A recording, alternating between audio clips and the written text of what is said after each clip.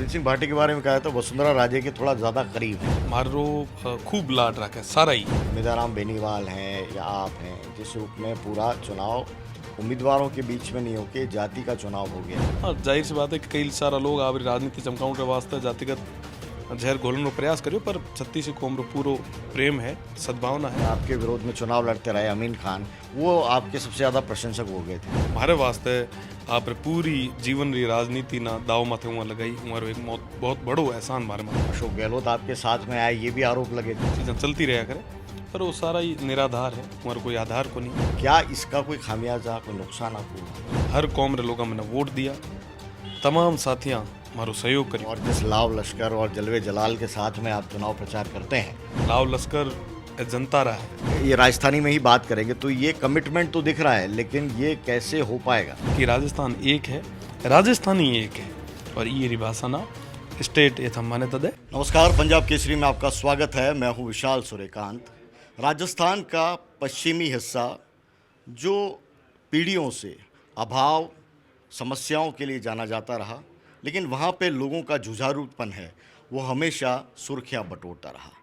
इस पूरे माहौल के बीच में सियासत में बड़े बड़े नेताओं का वो गढ़ रहा, और उस बीच एक कॉलेज से यूनिवर्सिटी की राजनीति से निकलकर एक शख्स है वो अचानक बाड़मेर जैसलमेर की राजनीति में इस रूप में छाया कि पूरे राजस्थान ही नहीं पूरे देश भर में उनके चुनाव की चर्चा हुई। चुनाव सांसद का था, वो चुनाव उस रूप में जीत तो हासिल नहीं हुई, लेकिन जो प्रचार का तरीका और जो माहौल जो समा बंधा, उसकी गूंज है वो आज भी सुनाई देती है। क्या उसके पीछे राज है? उस शख्स की कैसी ज़िंदगी है, बीती ज़िंदगी का दौर कैसा रहा और राजनीतिक महत्वाकांक्षा क्या हैं? आज राजस्थान विधानसभा के अंदर एक बार फिर उन्होंने अपनी मौजूदगी दर्ज कराई, उपस्थिति दर्ज कराई बजट सत्र के दौरान। आने वाले दौर में किन मुद्दों पर वो बात करेंगे, इस पर विस्तार से बात करेंगे। हमारे साथ में जुड़ चुके हैं रविंद्र सिंह भाटी, जो किसी परिचय के मोहताज नहीं है, चेहरा उनका देख लीजिए। रविंद्र जी, बहुत बहुत स्वागत है। बहुत बहुत धन्यवाद। राजनीति के अंदर मयूर एकेडमी से आपकी शुरुआत हुई, मयूर नोबल्स एकेडमी से। वहाँ जो बंदा बैठा हुआ था रविंद्र सिंह भाटी, कैसे उसके मन में आया कि वो राजनीति में आए? जबकि राजनीति है वो माना जाता है एक तरह से पीढ़ियों का एक तरह प्रोसेस है। कोई पिता होता है, कोई चाचा, कोई राजनीति में होता है। आपका कोई था नहीं, आपके पिता टीचर। बिल्कुल, हमारे पिताजी तो टीचर है। मैं जोधपुर यूनिवर्सिटी में हूँ, और छात्र राजनीति रे माध्यम में ना मैं आज मुख्य धारा राजनीति तक पहुँच पायो, और तमाम छात्र नेता, तमाम जितना भी हमारा साथी और जो युवा शक्ति थी, उनके आदेश री पालना करते हुए मैं ये राजनीति में हूँ। ये पूरा श्रेय हमारे तमाम हुआ युवा साथियों ने देना चाहूँ जी। रविंद्र जी, अगर राजनीति में नहीं होते तब क्या होते? अगर राजनीति में नहीं होते तो शायद वकील हो। तो लॉ कंप्लीट करी, लॉ कंप्लीट करने के बाद मीना में चुनाव लड़ियो, तो वे अगर राजनीति में नहीं हो तो जाहिर सी बात है वकालत करता, वहाँ तमाम लोगों ना न्याय दिलाता, जिका ना आज की तारीख में ज़रूरत है जी।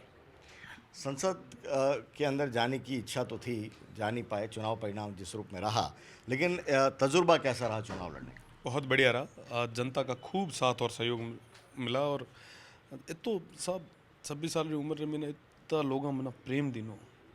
आप सोचो कि 8 विधानसभा में 4 विधानसभा में आते में टॉपर रहे हो, है ना, बाकी जगह रनअप रहे हो, और इतना लोगों को साथ और सहयोग मिले, तो बहुत बढ़िया रहे। आने वाले टाइम रे मीना यहाँ लोगों के बीच में रह काम करा, जनता और आशीर्वाद निश्चित रूप में मीना मिल रहे जी। लोग ये कहते हैं रविंद्र सिंह भाटी का उदय एक बिल्कुल साधारण परिवार, मध्यम वर्गीय परिवार, और जिस लाव लश्कर और जलवे जलाल के साथ में आप चुनाव प्रचार करते हैं, तो उसके पीछे का राज क्या है? ये तमाम भाई, ये तमाम लोग, 36 कौम रा साथी, और एक चीज़ कि यह चुनाव या पेल का चुनाव रविंद्र को नहीं लड़ रही हो, ये तमाम लोग लड़ रहा, जनता लड़ती, और यह जनता रो आशीर्वाद है। लाव लश्कर यह जनता रहा है, ये सब यहाँ रहा, मारे कने कहीं को नहीं जी। पर ऐसा क्यों हुआ कि जो परंपरागत राजनीतिक दल हैं, कांग्रेस और बीजेपी, और दोनों के वहाँ पे कद्दावर नेता हैं, उस बीच एक रविंद्र सिंह भाटी को क्यों लोग हैं वो विधायक भी बनाते हैं और सांसद का चुनाव है वो लड़वाते हैं? तो उसके पीछे वहाँ की राजनीतिक परिस्थितियाँ किस रूप में आप देखें? जनता रो एक विश्वास है कि यह महार बीच में नाम निकलियो है, हमारी बात ना प्रदेश री और देश री संग मोटी हुए पंचायत रे मीना राख से, ये चीज़ रो भरोसा हुआ ना है, और हूँ आप चैनल रे माध्यम भी ना तमाम हुआ साथियां ना ये चीज़ ना लेर आश्वस्त करा भरोसो दिलाऊं कि आप जो विश्वास में माता जतायो है वो विश्वास में माता पूरे तरीके में खरो उतरी जी। चुनाव जातिवादी भी हो गया। जिस वक्त में जो उस पीक पे जब चुनाव प्रचार था, हम लोग भी आए थे बाड़मेर में और देखा था, तो लगा कि जातिवादी है वो चुनाव है वो हो गया। क्या इसका कोई खामियाजा, कोई नुकसान आपको हुआ? देखो साहब, मैं माता 36 कौम रो आशीर्वाद रही और हूँ विश्वास रे पेड़ो कह सका हर कौम रे लोग मैंने वोट दिया, तमाम साथियां मारो सहयोग करियो और चुनाव हो गया। कई लोग हता जगह नहीं भी दिया, पर वहाँ ना यही निवेदन करने चाहूँ चलो ये बार तो कौन दिया, अगली बार आप छोटे भाई रे माथे आशीर्वाद जरूर रखिया जी। पर इस जातिवादी राजनीति और खुल के मुझे बताइए कि आपको नहीं लगा क्या उम्मीदवार राम बेनीवाल हैं या आप हैं, जिस रूप में पूरा चुनाव उम्मीदवारों के बीच में नहीं होके जाति का चुनाव हो गया, ये एक माहौल बना, एक परसेप्शन आया? सब कई सारे लोग जातिवाद री और ले जाऊँ तो प्रयास करियो, पर जाहिर सी बात है कि लोग समझदार है। वहाँ हर तरीके री सीमा हर तरीके बंधन में ना निकल आगे आर वोट करया। राजस्थान रा सबों ज़्यादा अगर कट पोलिंग हुई तो बाड़मेर में हुई, तो ये लोगों की जागरूकता थी और 36 कौम रा आशीर्वाद है मिना। हाँ जाहिर सी बात है कि कई सारा लोग आप राजनीति चमकाउं रे वास्ते जातिगत जहर घोलने को प्रयास करियो, पर 36 कौम रो पूरो प्रेम है, सद्भावना है, जो सौहार्द है वो आज भी बरकरार है, आगे भी मैं सब पेड़ा और बरकरार रखा। चुनाव हो गया, तमाम साथियों ना मैं बाद में चुनाव रे बाद में भी कई बार कहूँ कि चुनाव हो गया, हम चुनाव री चर्चा मत करो, जो किस्मत में हुई हो जाए। राजयोग हमारे हता को नहीं, पर जनता रो तो विश्वास में न मिलियो, प्रेम मिलियो, हूँ हर से मारो तहे दिलों धन्यवाद देना चाहूँ जी।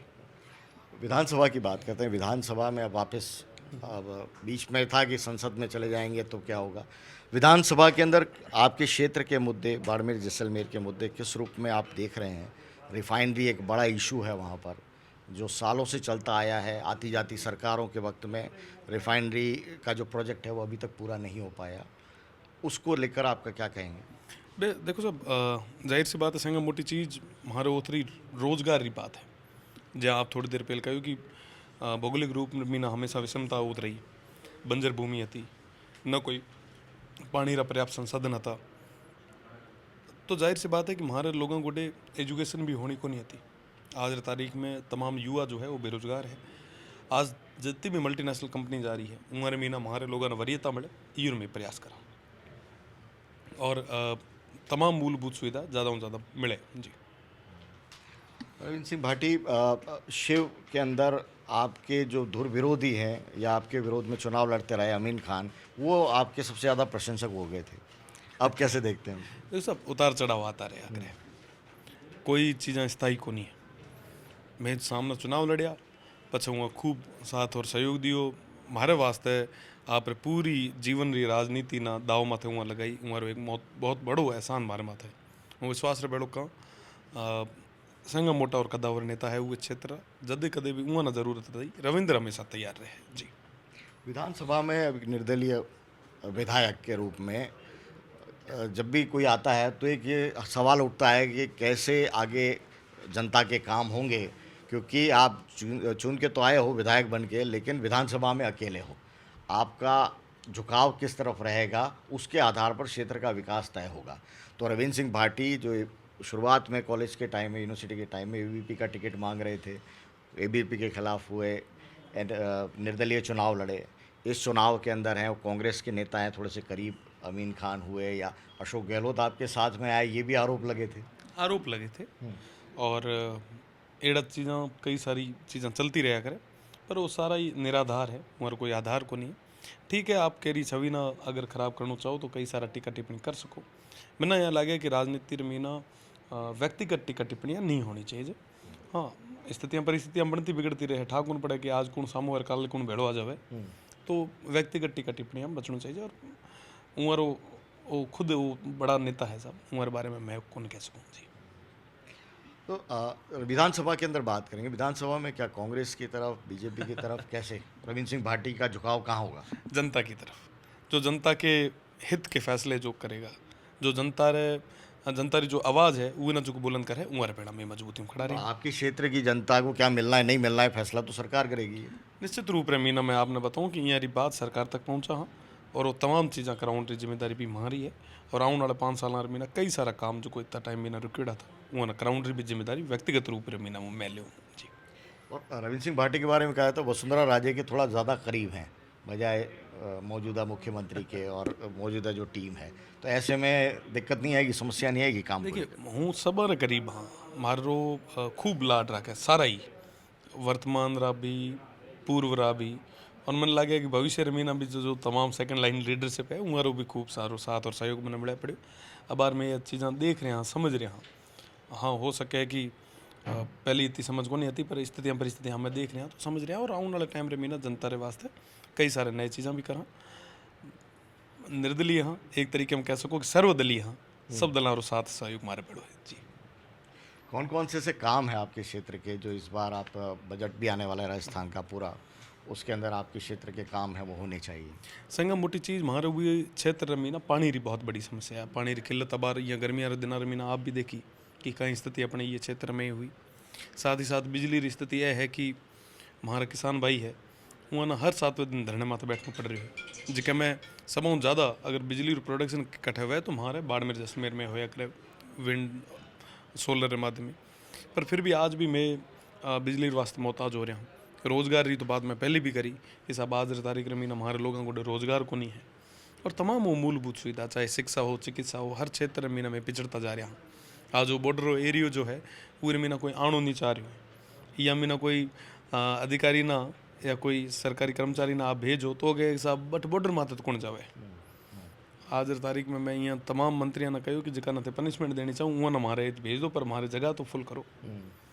तो जाहिर सी बात है समस्या खूब है पर वो समाधान निश्चित रूप में मीना में सब एकजुट होकर करा जी। एक जब संसद का चुनाव सांसद का लड़ रहे थे तब हेडपम्प की कहानी थी कि हेडपम्प नहीं लगा पाए तो फिर वो सांसद बनना ज़रूरी है। अब तो स्थिति वापस वही हो गई और अब आप कह रहे हो कि नहीं सब काम हम करेंगे, तो कैसे, ये थोड़ा सा कॉन्ट्राडिक्शन नज़र आता है। देखो साहब महाभारत में मीना वो जो लड़ाई थी वो जो युद्ध तो 5 गाँव के कारण शुरू हुआ और लोकसभा रे मीना भी निश्चित रूप रे मीना वो लड़ाई 2 हेडपम्प में शुरू हुई। आगे मैं प्रयास कर हाँ और मारो निवेदन भी रहे कि हमारे लोगारी बात ना मजबूती में सुनी जाए हमारो काम हुए। अगर वो चीज़ रे मीना कोई तरीके री कमी पेशी आई तो पहल भी मैं विधानसभा रो घेराव करियो है। आने वाले टाइम रे मीना भी अगर जनता रहित वास्ते और हमारे वहाँ लोगों वास्ते अगर मैंने कदम आगे बढ़ाने की जरूरत रही मजबूती में बढ़ा। जो आप लगातार सुन रहे हैं राजस्थानी भाषा के अंदर ही बात करते हैं, तो सवाल यही है कि राजस्थान विधानसभा ने प्रस्ताव पारित किया हुआ है, केंद्र को भेजा हुआ है कि इसको भाषा की मान्यता है वो केंद्र है वो दे। और वो चाहे वो वसुंधरा सरकार हो चाहे गहलोत सरकार हो, पिछले 25 साल से उससे पहले से भी ये लगातार ये मांग उठती रही है कि राजस्थान की भाषा है वो एक होनी चाहिए। वागड़ से ब्रज से अलग आवाज़ उठती है, तो ये मान्यता का मुद्दा है और आपने तय कर रखा है एक जनप्रतिनिधि के रूप में, तो ये राजस्थानी में ही बात करेंगे, तो ये कमिटमेंट तो दिख रहा है, लेकिन ये कैसे हो पाएगा? देखिए मैं आपको बताना चाहूँगा कि अपना झारखंड जो है उर में ना आपने था 17 भाषा ना मान्यता मिली हुई है 17 है ना। और आज हमारी राजस्थानी भाषा की मान्यता ना रोकी हुई है क्योंकि साहब क्या है कि 8वीं अनुसूची मीना केंद्र है जो वो मीना शामिल करे तो ये मान्यता मिले। मैं कहना चाहूँ कि रूल 245 और 247 के तहत आप स्टेट मीना स्टेट द्वारा लागू की जा सके, स्टेट ये पहल करे और वो बाद मीना सेंटर ना जो ठीक लगे वो सेंटर करे। और रही बात ब्रज री बागड़ री शेखावाटी री मेवाड़ री हाड़ोती री और तमाम क्षेत्र री, तो आप ना एक चीज़ कहना चाहूँ कि जिसकी भाषा री जितनी ज़्यादा बोलियाँ हुए वो ना उतनी समृद्ध कही जा करे।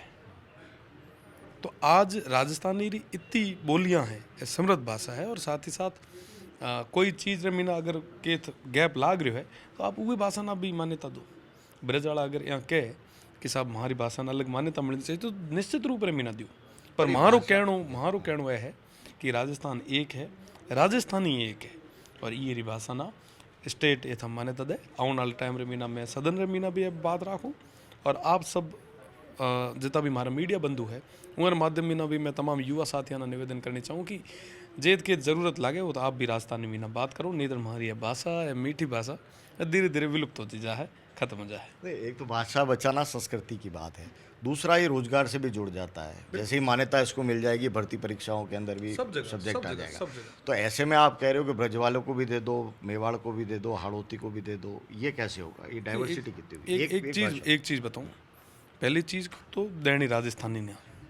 दूसरी चीज़ मैं तो कहूँ कि साहब झारखंड यदि 17 भाषा ना दे सके तो ये कोई लड़ाई है, कोई मोटी चीज़ को नहीं है। ब्रज और वगैरह ये तमाम बोलियां हैं। मैं आपने पहले वापस एक करेक्ट करूं कि वो भाषा नहीं है, वो बोलियां हैं, है ना। बोली अलग होती है, राजस्थानी भाषा है। भाषा ना आप पहली मान्यता दो, और उगिर बाद मीना अगर कोई बोली यहाँ कहे कि साहब बोली अलग है, साहब हमारे भी मान्यता दो, तो पचे उगिर माथा विचार करना चाहिए। मुख्यमंत्री तो ब्रज से बिल्कुल है। तो मैं जब ब्रज आना रही बात करी, शेखावटी आना रही बात माही कौन करी। तो ये हमारे साथ में रविंद्र सिंह भाटी जिस रूप में जुड़े थे और राजस्थानी के अंदर बात कर रहे थे। राजस्थान के मुद्दे किस रूप में अब विधानसभा में रखेंगे, ये देखना दिलचस्प होगा। जिन मुद्दों को लेकर वो आगे बढ़े हैं, एक निर्दलीय विधायक के रूप में चुनौतियां कई होती हैं, और किन मुद्दों में सरकार के साथ होंगे, किन मुद्दों पर सरकार के सामने होंगे, ये देखना दिलचस्प होगा। बहुत बहुत शुक्रिया पंजाब केसरी से बात। बहुत बहुत धन्यवाद, बहुत बहुत धन्यवाद।